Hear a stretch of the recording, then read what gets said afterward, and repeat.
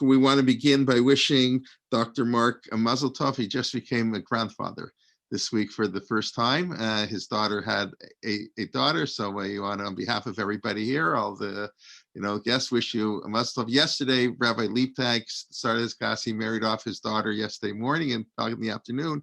So we have to see Benny Gesundheit, what mazel tov. Hopefully we can wish him, and hopefully we continue. This would be a beautiful trend if every speaker we can wish them, a special mazel tov. But no, we hope we can celebrate many smachot in person. We can start having not as big as we used to be. The simchas used to be too big, but in between the COVID and the normal. Okay, everybody. With that, Thank you. Some good news for this bad year, and hopefully 2021, good things. Look, there's I have so much to do. I try to do within 15, 20 minutes, just responding to people. Some people have told me that's their favorite part. Others maybe are annoyed because they want to cover more ground. It's Eon versus Bekias, I guess you could say, from yeshiva lingo. But a lot of stuff is building up, and at the end we'll probably have to have one class just wrapping it up. In fact, I have a big correction to do. Mel's going to be happy, but thanks to Howard Handler. But I think it's a correction, but we'll get to that next week because there's other things I want to do. And I think since so many of you were with me on the Christmas Eve talk, at least I can spend just 2 minutes on that because I do this. Why do I make these corrections? Because I'm I guess, perfectionist, and I want, when I say it, to be perfect. So if I misspeak, and I have a lot of sympathy for the politicians, because when you're just speaking straight, sometimes you say things that are incorrect. So I like to clarify it. So and I listened today to the talk. I spoke about how we have this concept that even though something was permissible in the past, because the idolaters did it, we can't do it. And I said it like a bummer. These altars, they used to be permissible. Now then they became not. Actually, what I meant was a matzeva, which you also offer. So here you see it, for example, the pasuk says, you shall not set up for yourself a monument, matzeva, where it says, which God hates. Sanei Hashem al-kecha.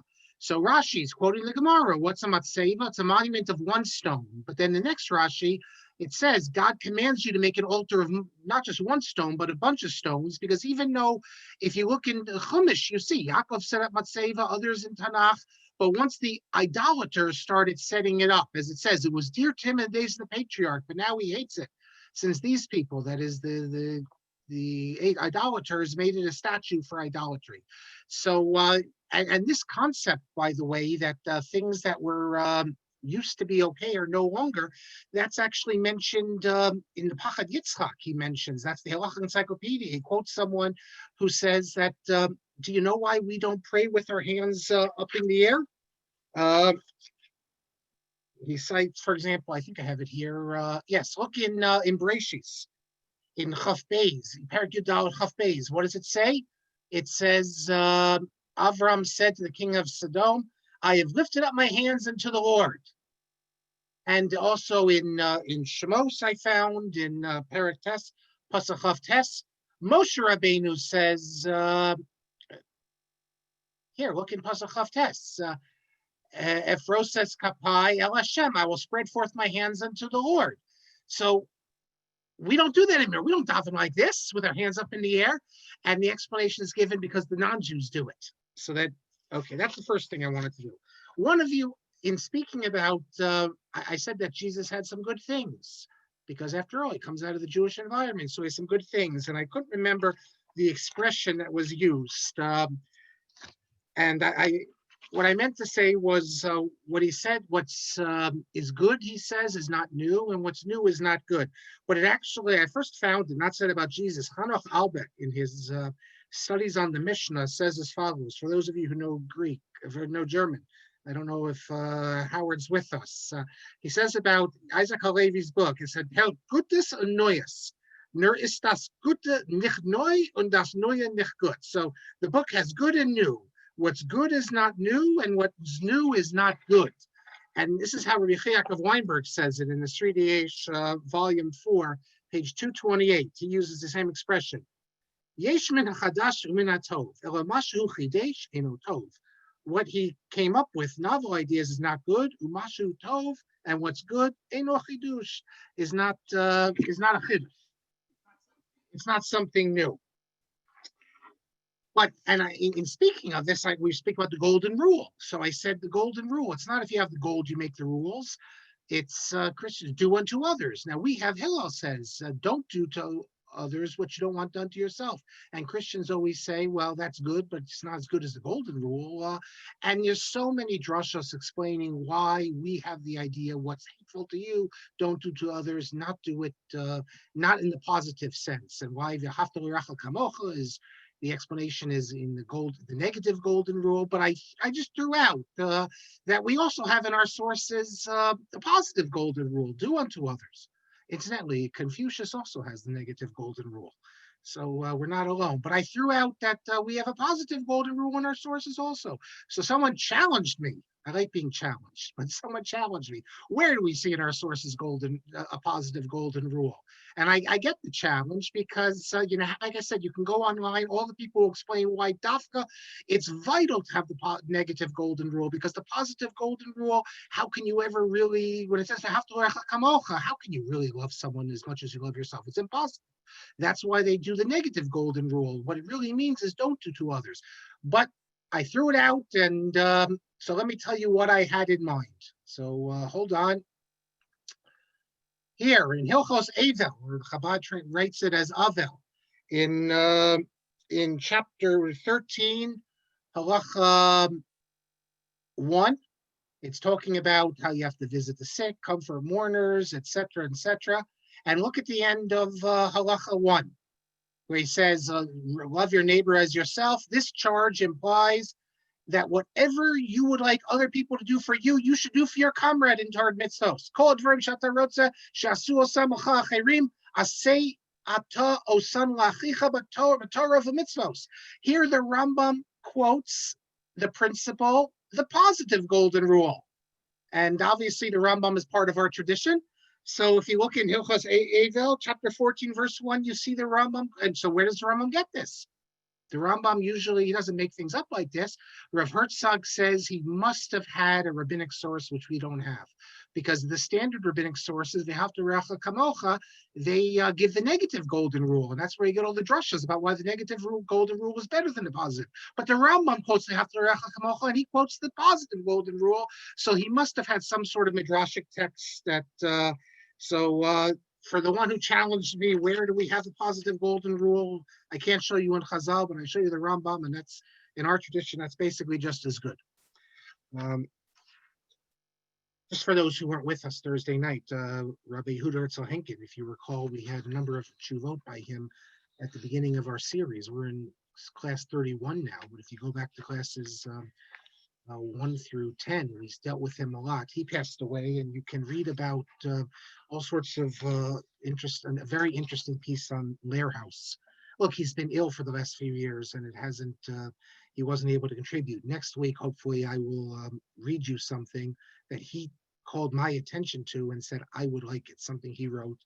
I'll share it with you hopefully next week. And but Rabbi David Sperling, I think that's the name, has a very nice piece in Lair House. I highly recommend it. Okay, a couple more things.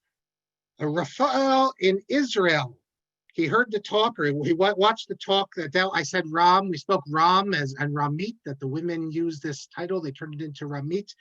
And he's, even though it's an abbreviation, not to mention a diminutive, he says he's in the IDF, or he's been the last few years. He says the IDF he says, even though it's incorrect, I don't know why he says incorrect. If Israelis today do it, it's not incorrect. He gave me a bunch of examples here, or 3 examples where Rashi Tevot in Israel and the IDF have become, for women, they add the Yud Tuf ending. So for example, Mefakech Eno Katzin, Mashak, I guess I had to pronounce it. So if it's a woman, it's Mashakit. And he gave a few other examples. And I guess the diminutive, it's not, it doesn't imply diminutive, like we said, kaf, kapit, and sak, sakit, etc. Maybe Daniel Sperling. Thank you, Howard. Check it out on Lair House. Okay, it's 8:40 already. I promised you this, and I'm going to get to it, but I do also have to deal with what I said, Mike, his issue about Talmud.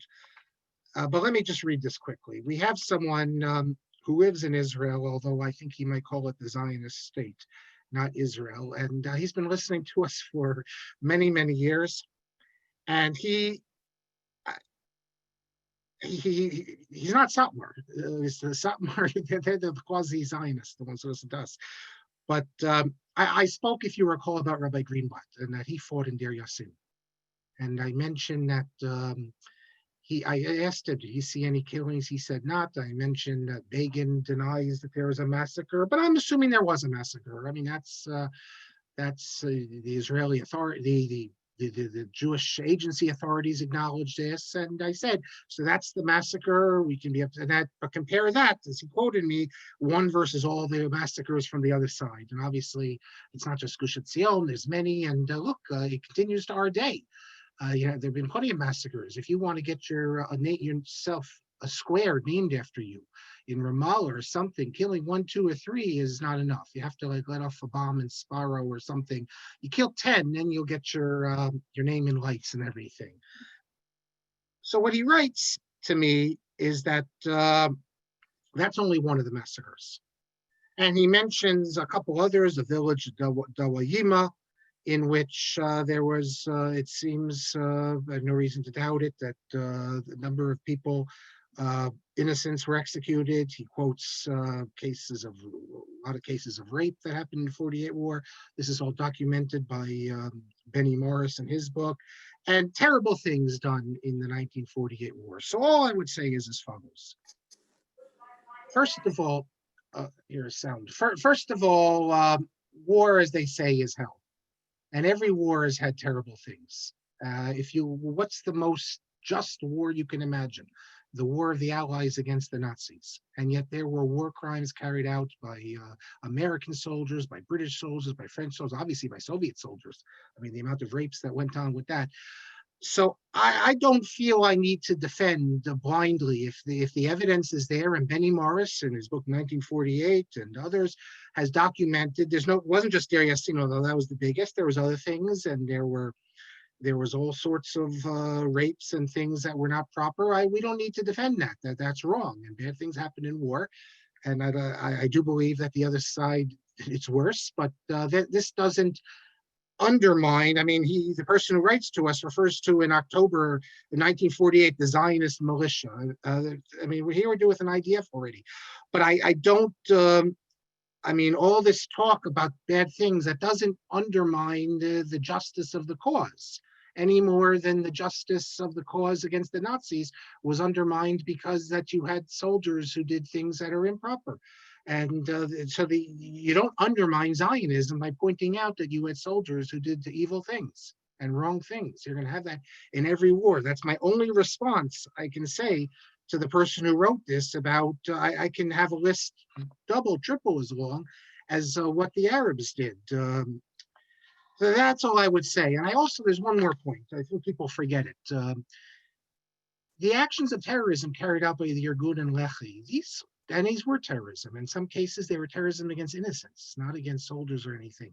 These were never advocated by the great rabbis we have. These were condemned. And I don't feel we need to defend some of these things. Bombs, hand grenades thrown into crowded groups, which happened in the 30s in particular. These are wrong, and I don't think any of us say that we're perfect and was perfect. The wars, of course, were fought differently then. We can't be anachronistic. People dropped bombs on civilians. That's what they did. But we can acknowledge, my correspondent, I say to you, that there were things that were done which were improper. And what I can tell you also is that if right now an Israeli were to go into an Arab village and shoot up 3 people, we'd all be shocked. And yet if it happens the other way, they hand out candy. So the idea that there's there's an equivalence here. And also, when it comes to Lehi, Lehi are a bunch of Marxists, basically, if you know about Lehi. Lehi were they were pro-Soviet after the founding of the state. Lehi was a pro-Soviet organization. Shamir did sort of like an about face on that.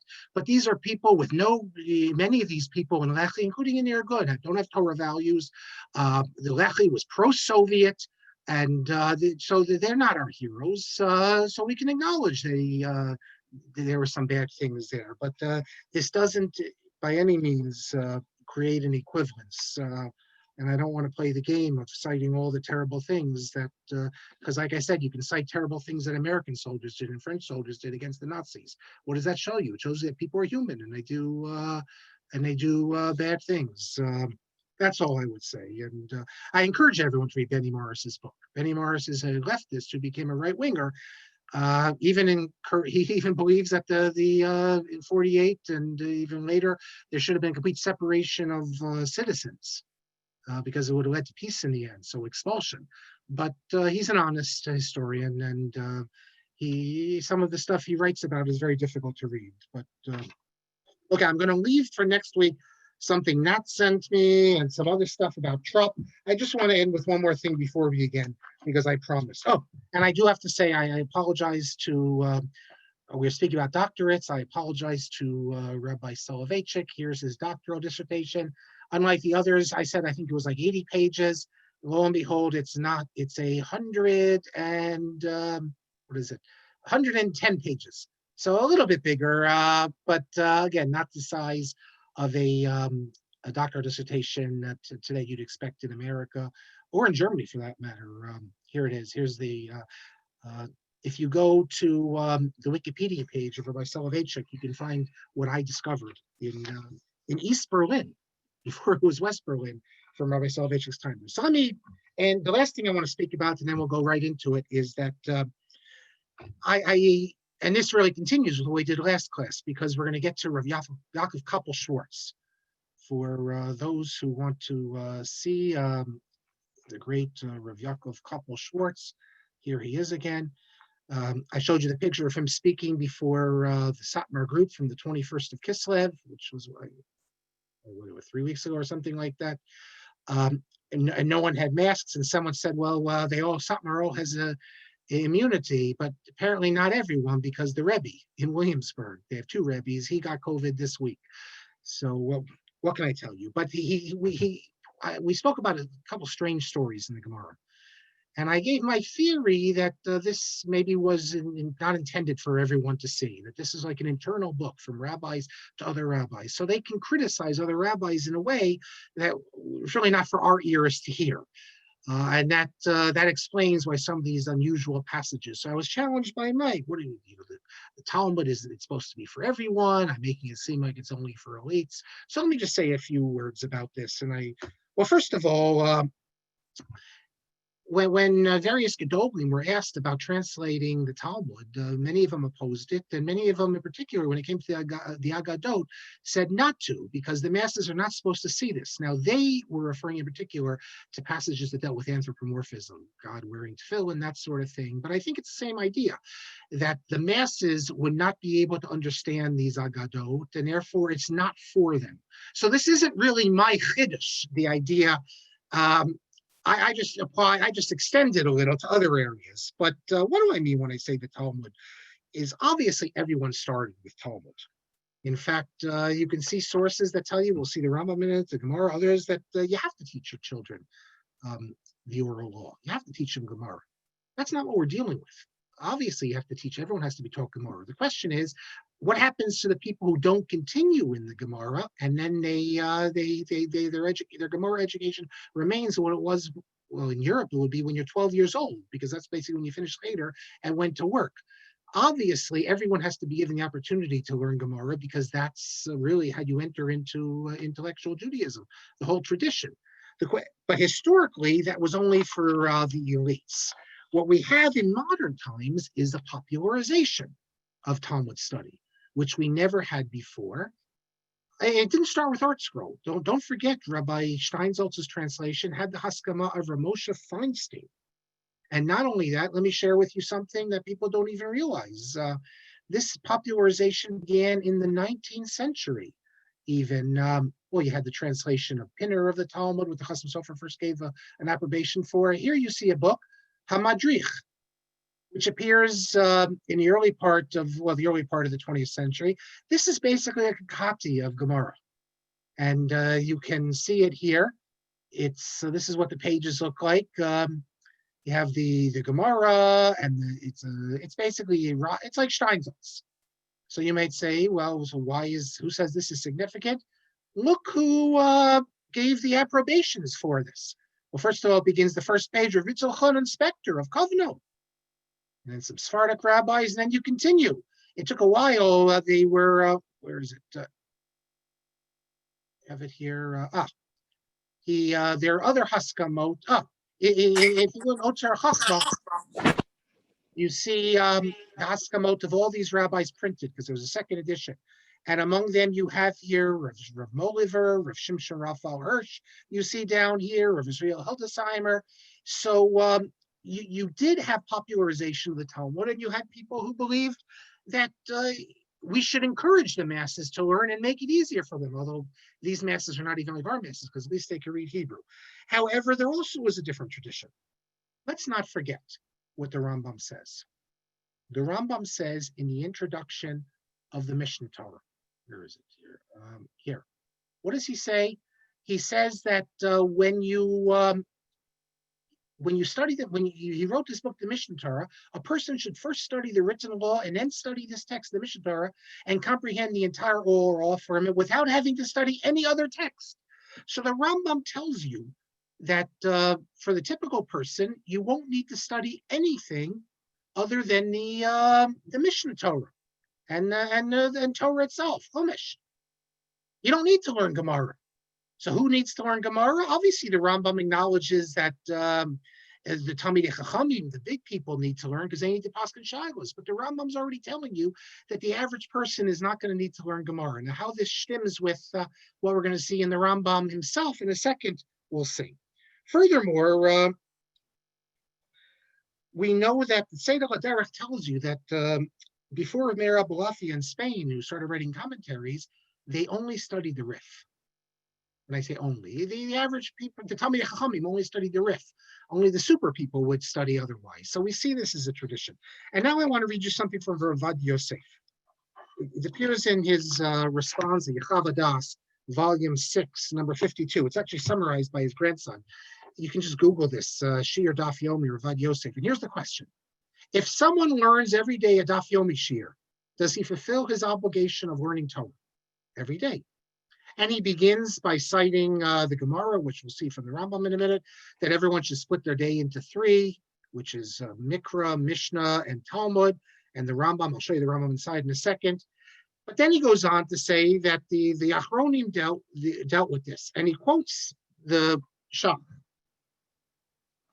You're not going to believe me, but here it is. It's in the Shach, in Yoredea, Reish Mem Vav, and it's Simon Hey. The Shach quotes the Drisha, Yesh Balei Batim Nogim Lomod B'Choyam Gimel Gemara Perish Tosos. He says, some Balabatim every day learn Gemara, Rashi, Tosos. The Lo Shar Poskim, they don't learn any halacha.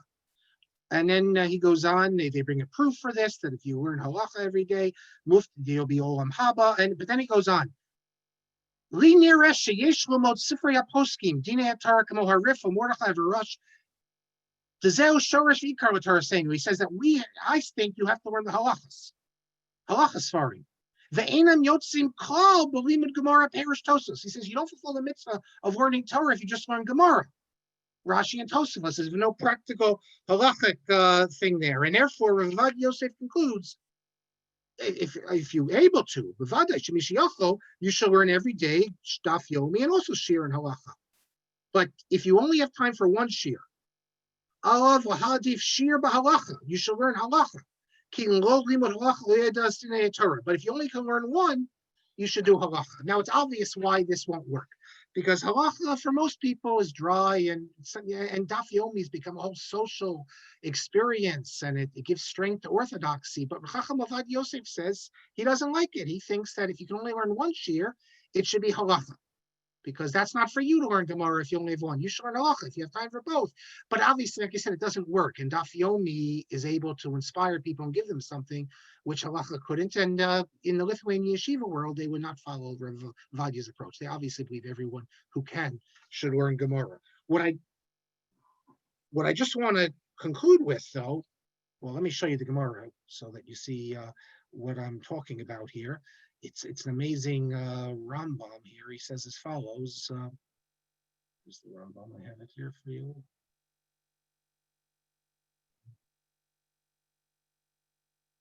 thought I had it here. Well, I'll summarize for you. I thought I had Talmud Torah here. If not, I will. You know what? I can pull it up. I,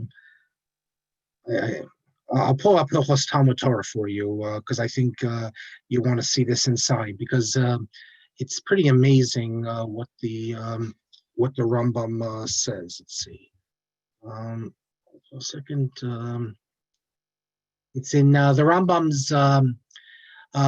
It's in Sefer Mada for the laws of Hilchos Talmud Torah. It's in chapter 1, as I recall.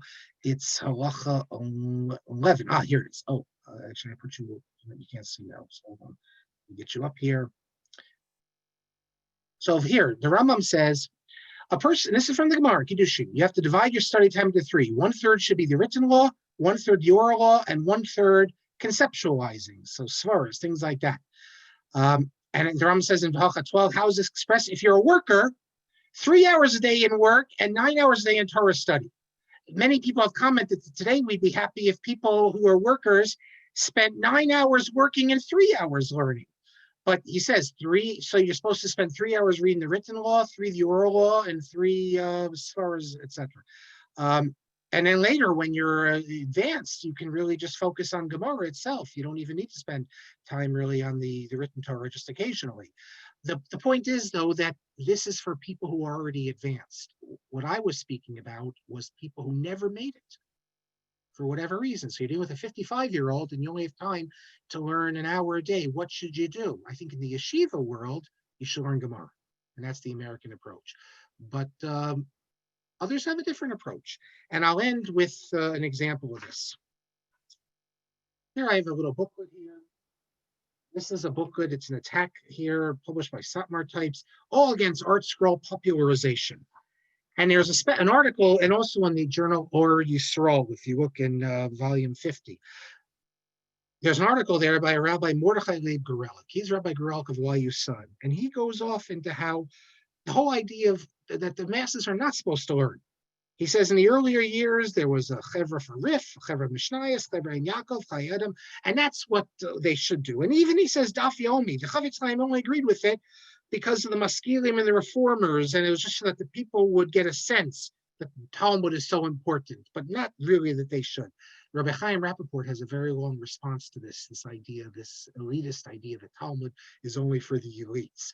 So we'll leave it at that, but that's what I meant, Mike, when I said this idea. It's not that I think it's clear that many people do share this idea that Talmud study is not for the masses, that everyone should enter. We hope that everyone becomes a Talmudist, but in reality, it's not going to happen. And therefore, what are you supposed to do with your time? And the Rambam there is speaking about someone who's able to learn. But if you're not able to learn, what's better? To sit with a halacha or to sit with, this was unimaginable before our day because we didn't have English Gemaras. So you have many people who are, even the book I showed you, the Madrich, a bunch of Hungarian rabbis came out opposing this popularization of the Talmud. But I have to say that with all art scroll can be supported because if you look at the Gedolim who gave the Haskama to the book HaMadrich, you see that these were the greatest of the Lithuanian Torah world. You don't have the Hungarians there, but you have the Litvish world, you have the Sephardic world, and it's basically the first Steinsaltz. So I think that's the mainstream tradition today. It doesn't take away from the fact what I said, however, that I do think that some of these stories in the Talmud, were never meant for everyone to see. Remember, the Rif doesn't have a Gadata. He only has halacha. Okay, everyone, we'll get to the other thing next week. Let us continue.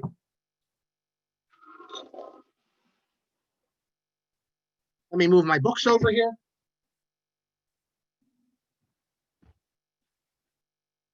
I'm going to show you some great stuff today.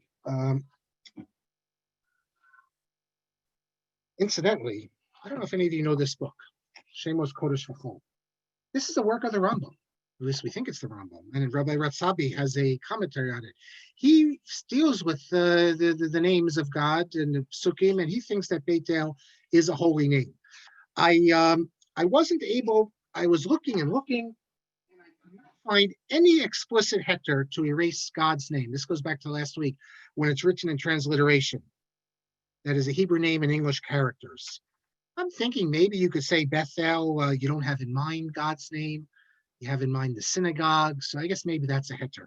Thank you, Rabbi Yeleid, for sending me that the author of the Kitzur Shulchan Aruch, who wrote a book, Lishkas HaSofer, he does say that you can't say El.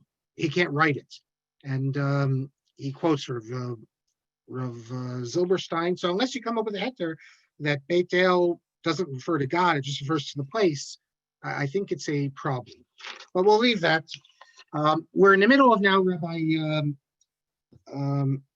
Yaakov Koppel-Schwartz. I introduced you to him last class, and I want to now, we're going to deal with something with Yaakov Kaminetsky. Yaakov Kaminetsky, he really was very unusual. He was a Lithuanian Rosh Yeshiva, a great Rosh Yeshiva, but all you have to do is look at his commentary on Chumash and Nach, Emas Yaakov, and you see that he's not a typical Lithuanian Torah scholar. The stress on dikduk, on trup, on everything like that. In fact, let me show you something now that'll blow you away. I mentioned it in Limits of Orthodox Theology, but for those who don't remember or don't, I'm going to show you something. He has this great commentary, Emes Yaakov. I'm just giving you as an example of one example of how unusual he is. You will never find anything like this in other Gedolim who write about Chumash, certainly not from Lithuanian world. The pasuk says in Parachaf Chaf Gimel in Vayikra, it says, "You should not go lo selchu b'chukos hagoy." Don't follow the practices of the non-Jews. And Rabbi Kaminetsky points out that when the Rambam cites this pasuk in the Mishnah Torah, what does he cite it as? Chukos hagoyim, not hagoy, hagoyim. So he goes on, he discusses this, and then he comes to the end here. He says that, I'll just read it to you, the fourth half on. Torah. I saw in the edition of the Chumash Torah, which have notes from Kisvei Yad Atikim, and who put this together? Chaf Daled Ginsburg, London, 1909. We'll get back to this in a second. Shehevi Nuscha, he brought a source in from the Samaritan Chumash that it does say Hagoyim, and also Kama Targumim, which seem to have the word Hagoyim, not Hagoy, as the text there. Rambam, and he's saying maybe the Rambam's text was different than our Torah text and had the word Hagoyim, not Hagoy. That's pretty incredible to make that sort of insight. What he's referring to is this book, Chumshei Torah. Here's the English title page, or Latin, by C.A. Ginsburg, which has the different notes. Here's the page we're looking at. So here it is, pasuk 23. You see, so if you go down to the bottom in the note here, verse 23, it says, Sefarim Acherim, other books have Hagoyim. And what does he give an example? Well, that's a manuscript, but then Chet Shin is the Chumash HaShomronim, and then this is the Shivim, the Septuagint, and Onkelos. This is a critical Pentateuch, lower criticism, and Rabbi Yaakov Kaminetsky is using it. Not only is he using it, but do you know who C.D. Ginsburg is? Hold on a second. I think I have. Where did I have it here? And he knew this as well too. This is what I think's. Again, I pushed you out by mistake. Here, who is C.D. Ginsburg? His name is Christian David Ginsburg. He's an apostate who is an expert on Tanakh. So here we have Rav Yaakov Kaminetsky offering that perhaps the Rambam's version of the Torah is different than ours, because he cites the pasuk differently, and maybe he had the version that's preserved in the Samaritan Pentateuch and the different Targumim. And how does Rav Yaakov Kaminetsky knows this? He knows this because he's using a Tanakh, which is a critical Tanakh, lower criticism, providing alternate texts, put together by a Meshumah named Christian David Ginsburg. That is not the sort of thing that the typical Rosh Yeshiva is doing. I do have to say, however, that it's unfortunate that Rav Yaakov fell into this trap here, because the Rambam doesn't have that at all. If you look in the good Rambams, which I guess weren't around in his day, for example, the Mishnah Torah of the Frankel edition, you see that it's the same pasuk, Hagoy. It's not Hagoyim, and that's all the different the important text, the manuscripts. In fact, the famous one that has the Rambam, I'll show you right now, his signature at the end of it, the Oxford manuscript, that also has Hagoy. So, yes, we have texts that have Hagoyim, but that's not what was before the Rambam. Here I have a beautiful volume here. You see it here? It's a text. This is the text which has the Rambam. I'll show you his. Hold it up for you.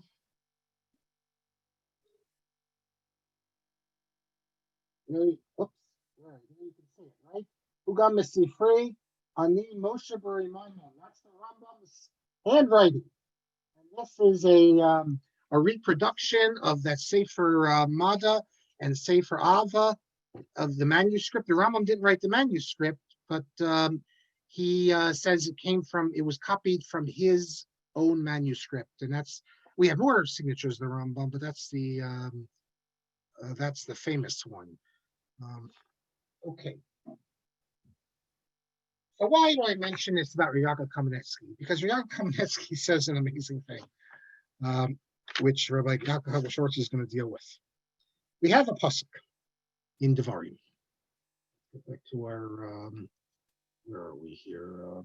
Deuteronomy, chapter 4, verse 19. What do you make of this pasuk here?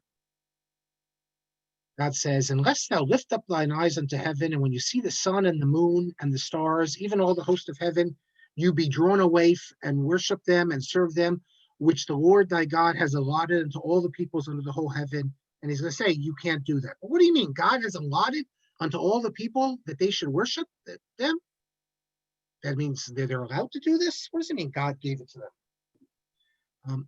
If you look in Rashi explains, well, God sort of gave it to them. They can make a mistake on it, and he doesn't care. They can worship idolatry. But if you look in the Rashbam and other commentaries, what they seem to be saying is, where is it? I have a Rashbam, I think, here. Rashbam. Here. If you look in 19, what does Asher Chalak means? Well, one laha'ir, that's the shot to light up, I guess. No, that's one version. They gave him the sun so they could see. Well, if he ikar up shot, what's the main shot? Rashbam says, God gave them the stars and the sun to worship. Because he's not really that concerned what they worship. But not like in the Rashi sense that it's negative. Here it seems that he's allowing them to worship. It's not a concern for him. And the Ksava Kabbalah uses this pasuk to prove the concept of shituf that we spoke about, that as long as the nations recognize that there's some higher power, they can use these intermediate forces.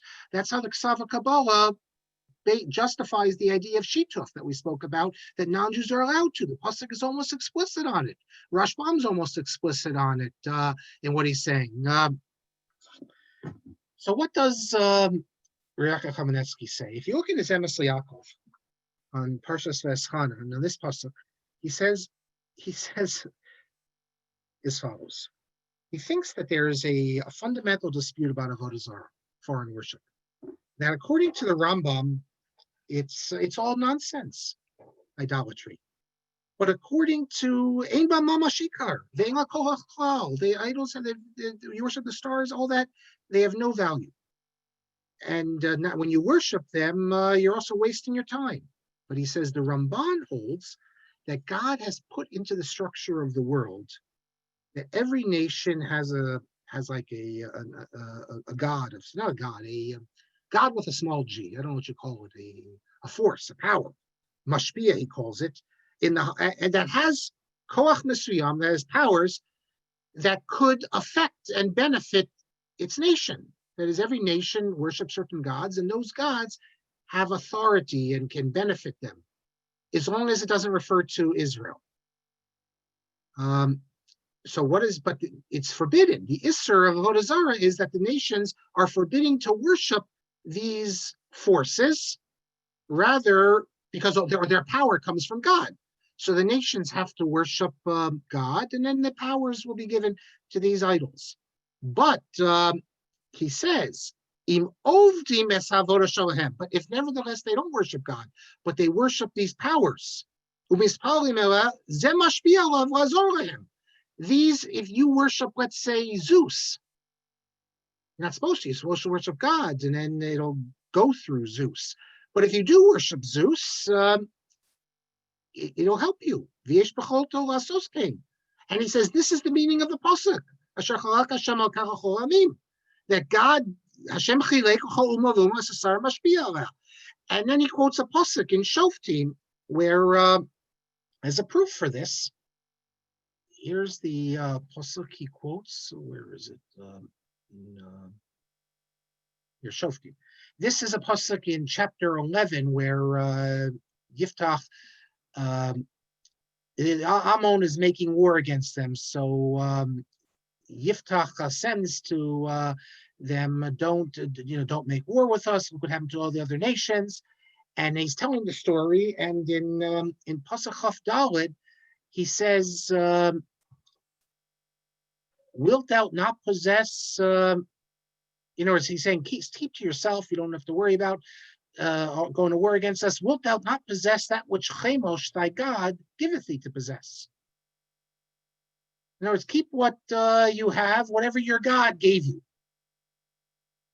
And anyone who fights with us, we'll destroy them, etc. So Rabbi Yaakov says, although the Rambam in that pasuk interprets this as derech lav, like it's a mocking thing. It's like they say, you're God, but not a real God, but a phony God. But Rav Yaakov says, according to the view of the Ramban, lo haisa kavanas yiftach al derech halag, el kavanas haisa derech pshuto. He wasn't mocking them. He was saying the pshat, the bavada yish koach chemosh elohecha horishacha es mashahu rosheh. That your God, Kamosh, does have the power to help you and give you things. Etc., etc. The point being, Rav Yaakov holds that the world is created in such a way that there are these forces out there that are connected to the different nations, and the nations are benefited through these forces through God. That is, the God provides these powers with their ability, and therefore the benefit to the nations goes through these powers, but the benefit to the Jews comes directly from Hashem. However, the powers already exist. They're there. And if the nations choose to short circuit and not worship God, go directly to the intermediaries or the underlings, they have powers. Just like if a king, there's princes or dukes, you can go directly to the duke. Maybe the duke has independent power. Rav Yaakov says, I know this might strike some of you as even blasphemous, but he says that this is the pshat of the Ramban, that these forces that are created by God have independent ability to respond. It's built into nature that although it's a sin to approach them without going to God, if you do, it'll work. It's no different than like a magnet or something that God created, the magnetism, but you can do the magnet on your own, or you can light fire on your own. And this is part of the structure of the world. Just like we have free will, these powers can act, etc. That's what he says. I first heard this concept when I was in high school. In 10th grade, I had a teacher, Rabbi Reisman, and since he's passed away, I don't know if he's related to the Reisman, the famous Rabbi Reisman. And I remember in class him saying once that he couldn't. Why did all these nations out there worship these idols if they didn't get anything from it? So he said that he thinks that there must have been something. There must have been something in nature that by worshiping the idols, there was some return. By definition, built in. No different than like if you light a match, it lights up the fire. So too that if you worship the idols, that they had this authority. You shouldn't do it, but if you do it, it exists. And I remember thinking, this is the craziest thing. The Rambam would say this is complete heresy, but that's what he said. And then I don't know if he was a Torah Vodas person, but Rav Yaakov says the exact same thing. And that's what this letter is about, because I had sent Rabbi Chaim Rappaport wrote a piece about this, how really what he's saying, what Yaakov is saying, it's not in the Ramban. On the surface it seems, but it's really not there. And Rabbi Schwartz agrees that Rabbi Rappaport's correct. Not only is this not found in the Ramban, but the Ramban in another place explicitly speaks differently. He quotes the Ramban in Yisro, where the Ramban says that the nations chashvu, they thought that the gods, yesh lahem yecholos, they thought this, but it's not true. They never had this ability. So it's a fundamental dispute between Rabbi Schwartz, although Rabbi Kaminetsky is reading the Ramban this way, which is very difficult to read because the Ramban is, and then he cites another pasuk where the Ramban in Mishpatim says that they thought this. They thought that the gods with a small g had this power. But so I don't know what you do. So let's say you show to your satisfaction that the Ramban doesn't say it. But Rav Yaakov still thought it. So even if he's wrong about the Ramban, he still thought that this was a kosher opinion. Maybe the Ramban never said it, but he thought this is a kosher opinion to explain the way the world functions, that there's forces. And really, when you think about it, I don't have the reaction I had when I was in high school.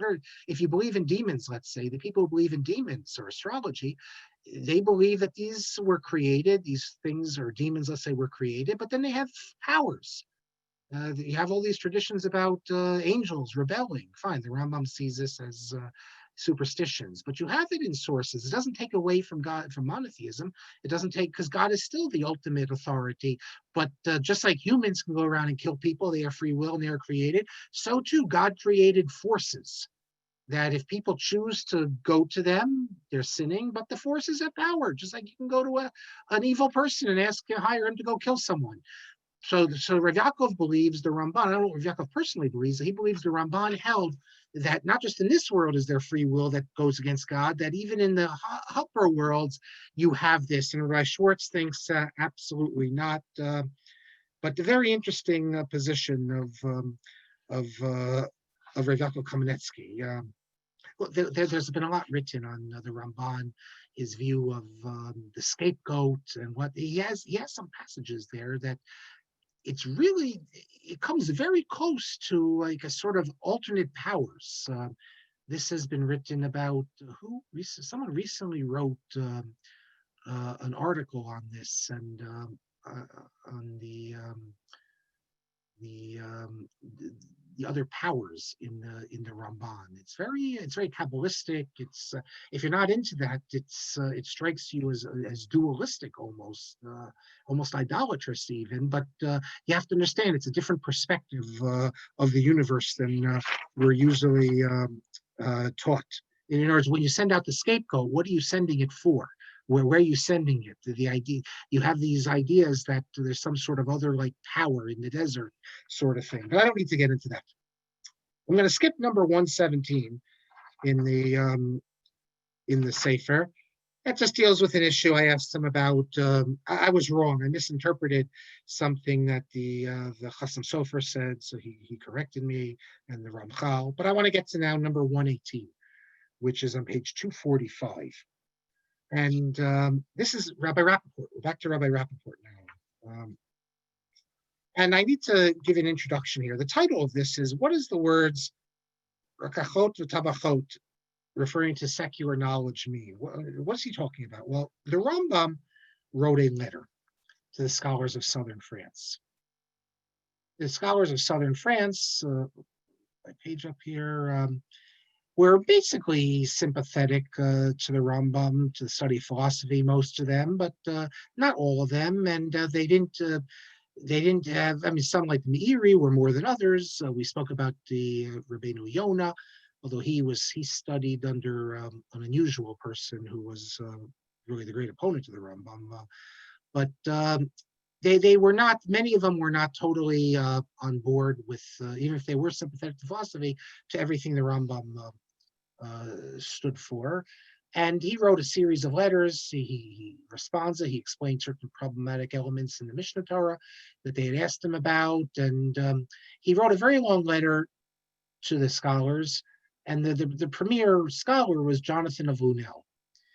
Just last year, Rabbi Charles Shear translated this, he calls it the Grand Epistle to the scholars of Lunel, where the Rambam, before getting into the objections that they had, the halachic objections, well, there wasn't so much objections often as explaining what the Rambam meant. He has this very long letter in which very melitza, poetic, and in this letter, among other things, he says as follows. I believe I pulled it up here, the original, so here. Maybe I didn't. Well, I'll tell you. Yeah, I don't think I made a hold it up. Okay, I'll tell you what he says. The Rambam says, I can close this out. The Rambam says that he studied all the secular studies he did were like rakachot, tabachot, ofot, were perfumers and cooks and bakers. And he says that these were not, they're not the essential. My essential thing is Torah. These are sort of like the secondary things, and they make Torah look good in the eyes of the nations. He's downplaying the significance of secular studies as a secondary. Actually, this would be what we would say in Torah Mada, probably, or maybe some forms of Torah Mada. Actually, I don't know. Not Norman Lamb's Torah Mada. Others Torah Mada. But that's the problem is, which I raised, is that if you look in the Mishnah Torah, and you look in the Moreh Nevuchim, these secular studies, at least some of the secular studies, science, philosophy, metaphysics, physics, these are not secondary things. These are essential. We've spoken about this already. Essential for Torah study. You can't fulfill the mitzvah of if you don't know science. This is basic. Look in Hilchos Yesodei Torah, the first 4 chapters. And that's not Maisa Bereshis and Maisa Merkava Maisa Bereshis. That's the big thing, he says. The little things really is the other forms of Talmud study, the thing we do every day in Daf Yomi, but philosophy is higher. So how could the Rambam say, in writing to them, that secular studies is sort of like a side interest of him, it doesn't define him? So what Professor Tversky in his introduction to the Code of Maimonides, he says what the Rambam's referring to there is not metaphysics, physics, chemistry, that sort of thing that helps us understand the world. He's referring to, let's say, logic and mathematics. Maybe, but that doesn't seem the language of the Rambam. My argument, and I wrote this, and this is what Ray Repowitz responding to, is that I think the Rambam's letter is written with an eye towards who's receiving it. That although the people that he's writing to were sympathetic to the study of philosophy, but only as like a secondary thing. They were like open-minded people who believed that when you reach a certain age, even the Rashba, the ban against the study of philosophy was like under 25. When you reach a certain age, you can study it, but they didn't buy into the Rambam's whole idea that Maisa Bereshis and Maisa Merkava is the secrets of the Torah. I mean, is science, physics, and metaphysics. So I think the Rambam's letter, and I have an article which I give a number of examples in which the Rambam writes things that seem to appeal to certain people, not necessarily affecting his inner feelings. So Rabbi Rappaport is responding to me, and he says that, well, I'll skip the beginning of it. What he says basically is that he says you called this emunah hechrachit, a necessary belief, and not a true belief for the Rambam. And he says, I don't think that's the case.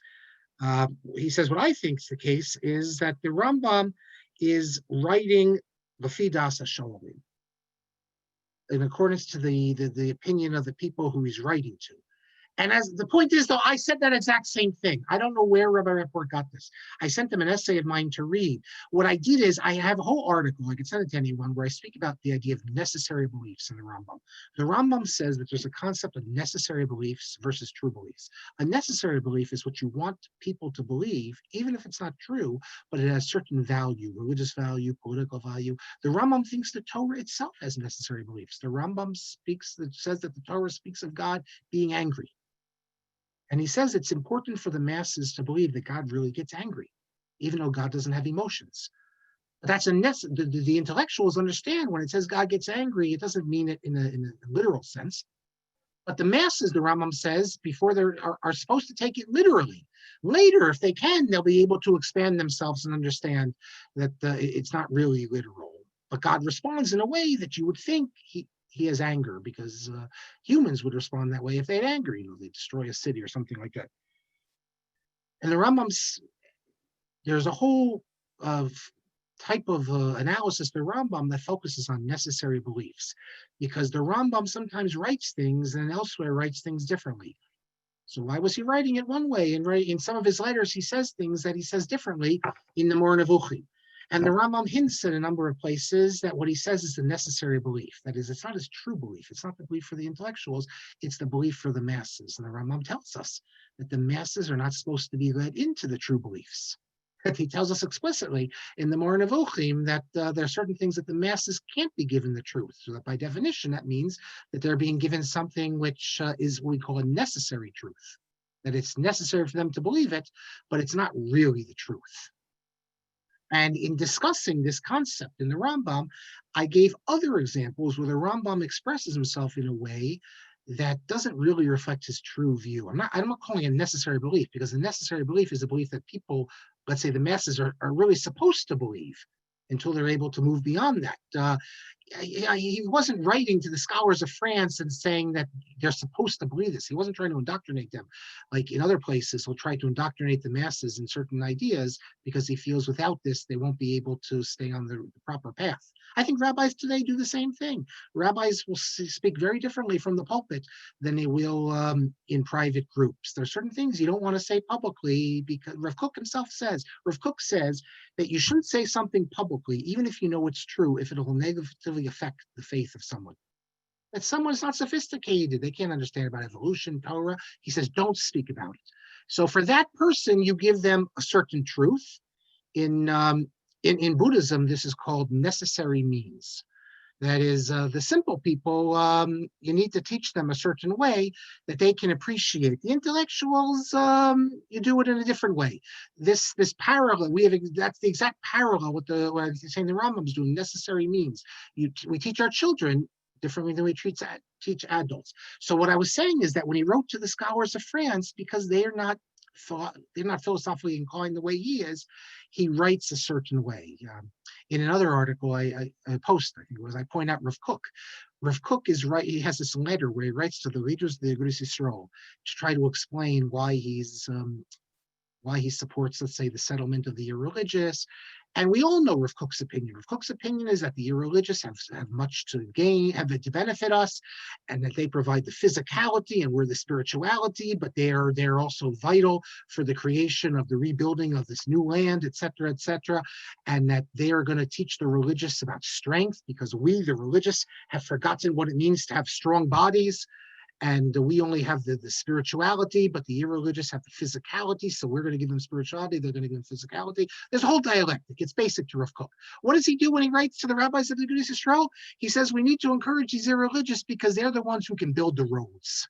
And they're the ones who can, build things, because that's what they do. And without any relevance to the theological significance that he sees in the irreligious. So I think the same with the Rambam, that he writes to the scholars of France, he's saying to them that in words they can understand. And that's exactly what Rabbi Rappaport says. And he goes on, he says, we find in other places, Shafilu Gedol Yisrael, even great rabbis, didn't attempt to convince the recipient of a letter what they were saying, rather wrote to them in accordance with how their perspective. And he said, Rabbi Rappaport says, and he's correct, that this has nothing to do with emuno tachrachiot, Necessary Beliefs. And he says, because what that means is that the Rambam thought he could convince them of it, that he would try to convince them, and he wouldn't have any reason to keep them in their beliefs. But that's not that's not what it means at all. And I point out in the note that this is exactly what I said in my article. I pointed out the same thing, and Rabbi Rapport must not have seen the final edition of my article. But the concept is the same. That not everything great rabbis write reflects their true opinion all the time. I know this is radical maybe for some people. One with this, you often find great rabbis saying things that are for the audience, or they contradict themselves. They're in a certain circumstance that respond a certain way. You have stories of Rabbi Soloveitchik. He responded different ways to different people. Well, some people are not ready for a certain psak, let's say. Let's speak in terms of halacha. Some people, Rabbi Soloveitchik in Nefesh Harav, or Schechter quote, I think it's Nefesh Harav, or the next one, quotes him as saying, in those days, Rabbi Soloveitchik used to eat Kraft cheese. And he held that there's no issue if it's vegetarian. But Rav Soloveitchik told the yeshiva students, the smicha students, don't tell your balabatim that this is permissible. Because the balabatim, it's halacha ve'ein morin king. That's a principle, that not everything you should be made public for everyone. So you respond differently to different people. That's sort of like the rabbis listening to me are probably saying, well, duh, of course we know we can't say everything, the same things to the same everyone. But it's sometimes problematic when you see people writing in letters. I saw this with Rabbi Yaakov Weinberg. He writes one way to someone from the yeshiva world and a different way. Not necessarily always a contradiction, but just a different stress. So when he writes to someone in the yeshiva world, he'll talk about the problems that the state of Israel, the secular Zionists.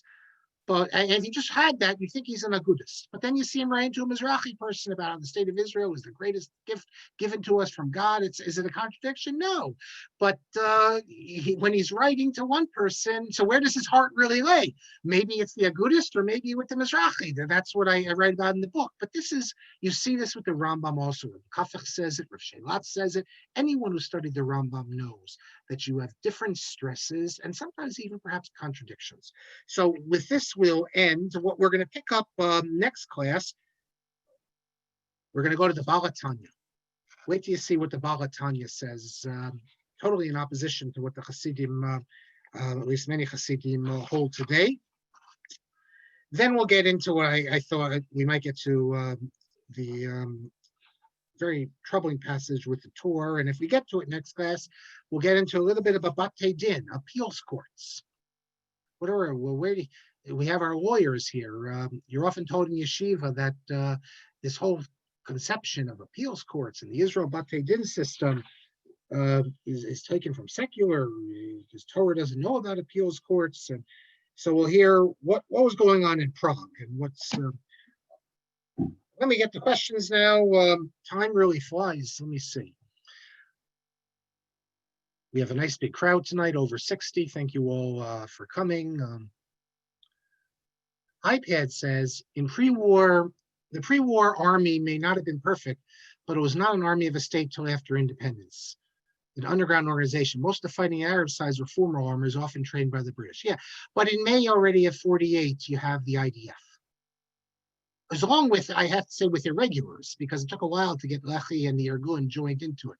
But we do have, I am not going to deny it, there were some incidents where there were human rights violations, there were killings, there were rapes. That happens in every war, and it happened in the IDF.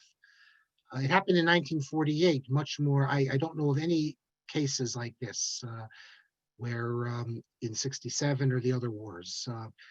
They weren't really in Lebanon. I don't know of cases like this. In 1948, there was a lot of chaos, and unfortunately, you had terrible things happen. Things that were supposed to be above that, but it was a difficult circumstance. There was a lot of hatred. They're not justifying it, and some of these people were Minavolim and Rishayim who did these sort of things. Some of these, if you read some of these people, these were founders of the state of Israel. They had no Jewish values. There had no, I hope I'm not sounding like an anti-Zionist, but they had no Torah values. Torah was the furthest thing. They had no Jewish values. They, for many of them, human life. I mean, some of them, even in the underground, a civil war. They could have imagined a civil war. You had in the underground, some killed Jews who they thought were collaborators. There's no question that members of the underground, not Begin, because by the time he got involved with it, mostly things were kept more carefully, and they weren't throwing bombs just into crowded markets or things like that. The King David Hotel was a military target, and as long as you assume that military targets are valid, it's a valid target. They even called and they warned them to leave. They're true. There were cases where the Irgun killed British soldiers that they had kidnapped in response to the execution of Jews who were captured, and they warned them, if you're going to kill these, we're going to kill yours. Again, today I think we'd have a problem with that, but that's, and I don't know if that's immoral in wartime as part of response. But my whole point is, I don't think we don't need to defend. If someone in 48 did a terrible thing, he did a terrible thing. It's as simple as that. But that doesn't.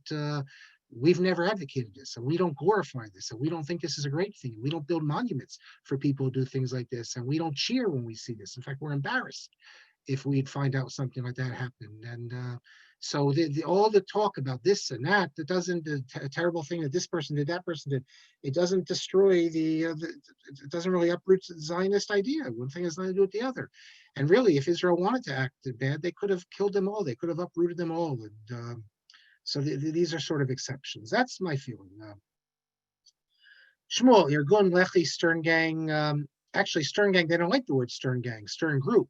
Stern Gang is a negative. You can call them terrorists, but they were also formed because the British failed to protect Jews in their territories as they were supposed to.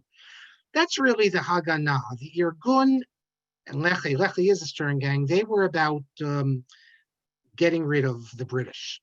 That was enemy number one. Imperialism. And I have to say, not the Irgun. During World War II, the Irgun stopped the war. They say the most important thing now is not the war against the British, it's the war against the Nazis. And they believed in joining together. Lehi refused to call off the war. Lehi sent people into Beirut to meet with the Nazis. Lehi was willing to ally themselves with the Nazis to fight the British. And after the war, Lehi became pro-Soviet.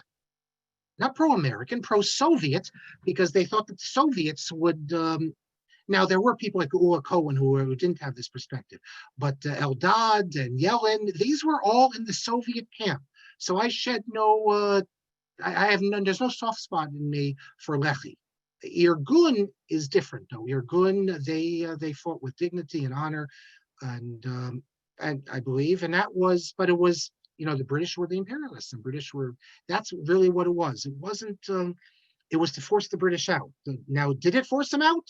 Eventually they would have left, but they probably wouldn't have left till later. Most of the colonies, other than India, they didn't leave till a good 15 years later.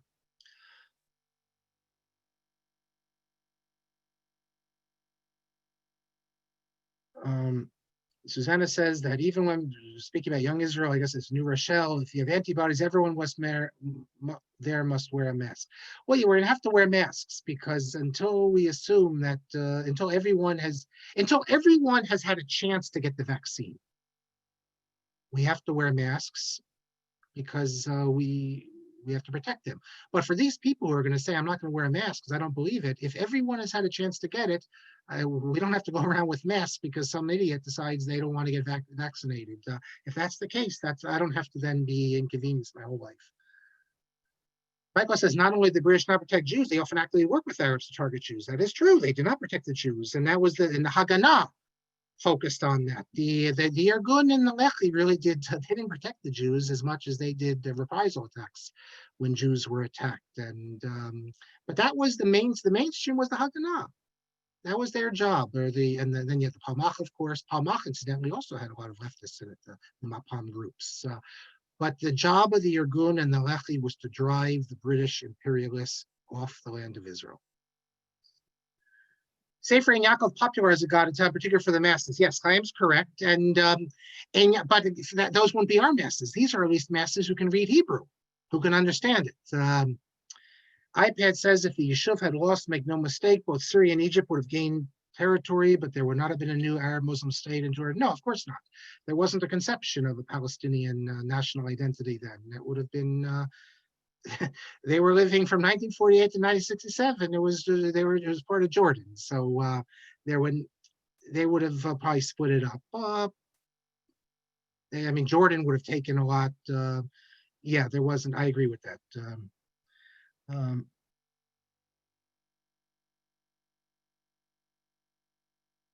Baruch cites some in Hebrew that Jews are above of astrology and above the stars, but there's kuchot, there's kochos in the tuma, etc. He's reading actually. I think you're reading directly from. I think you're reading directly from. I don't have it here. Are you reading? I don't know what you're quoting. If you're quoting from Kaminetsky, but he's not the. Yes, you're reading. Yes, I think you're reading from Yaakov Kaminetsky. No, you're not. You're reading, so, but you find this concept.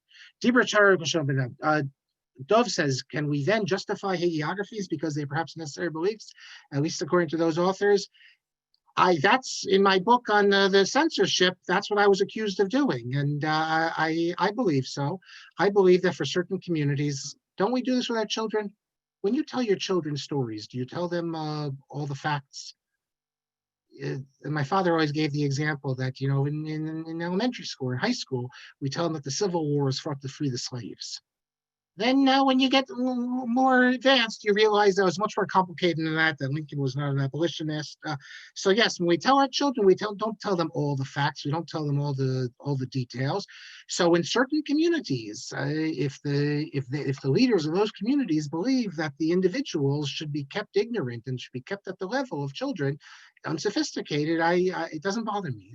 These biographies do not bother me at all, because in those communities, that's what they feel is necessary. So the Rambam wasn't necessarily an elitist. No, the Rambam was definitely an elitist. He's an overt elitist. He says explicitly in the Mishnah Torah that, for instance, the philosophy, it's only people who have filled their bellies with Talmud. So it's only for the elites. So he's definitely an elitist. However, the Rambam is a community leader. He's not an ivory tower person like you take these other philosophers. You have the Islamic philosophers, Averroes, Al-Farabi, people like that. The Rambam is a communal leader.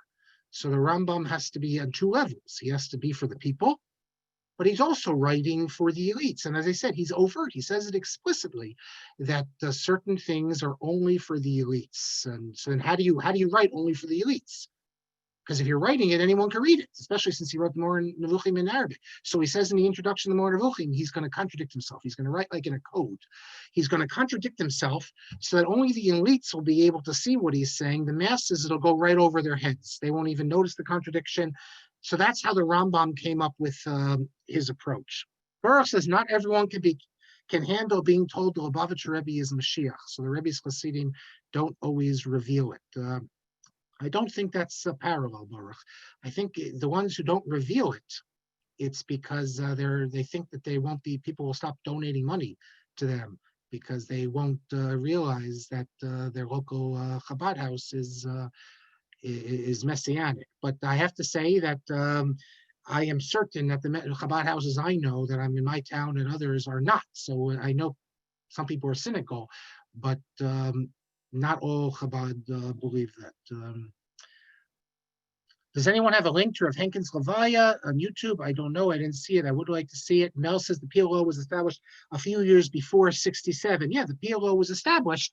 It was created by the Arab countries as a proxy to destroy. It was created to destroy Israel. It has nothing to do with the West Bank, the occupied territories, or anything. Arafat, these were created by the Arabs and really by the KGB. This whole Palestinian movement is created by the Arabs and by the KGB to try to basically destroy Israel. And for the sake of historical accuracy, had the idea, it's often bandied about, however, that there's no conception of Palestinian nationalism before that, I think is incorrect, because you already see Hajj Amin al-Husseini. He was the leader of the Palestinian national movement. There was a sense, even if these people Syrians and others, we have on record the Syrian foreign minister saying that we created the Palestinian people as a propaganda tool. However, there was at least at the beginnings of a Palestinian national identity. I mean, the Hajj Amin al-Husseini is really the founder, or one of the founders of the whole Palestinian national movement. So it's not, well, what had happened is the Arabs Jordan would have taken over Syria, and then they would have had to put down the Palestinian national stirrings. I think it's historically inaccurate to say that there was no Palestinian nationalism before the 60s, and that it's all creation in the 1960s.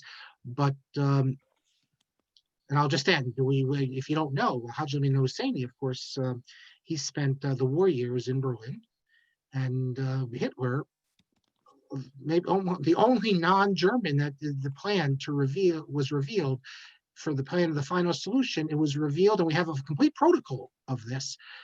It's significant that Hitler chose to reveal this to Hajj Amin al-Husseini, who was not an Aryan, but as they say, he had the same goals as the Aryan, kill the Jews and destroy the democracies. So that's an important point. David Dallin, we'll end with this. David Dallin, professor in Florida, he wrote a book. It's two things. It's a defense of Pope Pius. He thinks that, and David Dallin's a conservative rabbi as well, that Pope Pius was given a bad rap, and there's all these attacks on Pope Pius for what he didn't do during the Holocaust.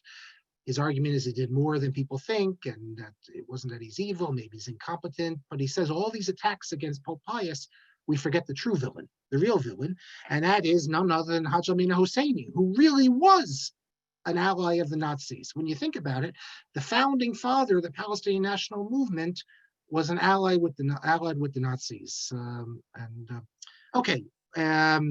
We will end with this. So iPad says Hitler awarded honorary Aryan stars and some Japanese and Hussein. Yes, you can see a video of Hajj Amin Husseini visiting. They brought in,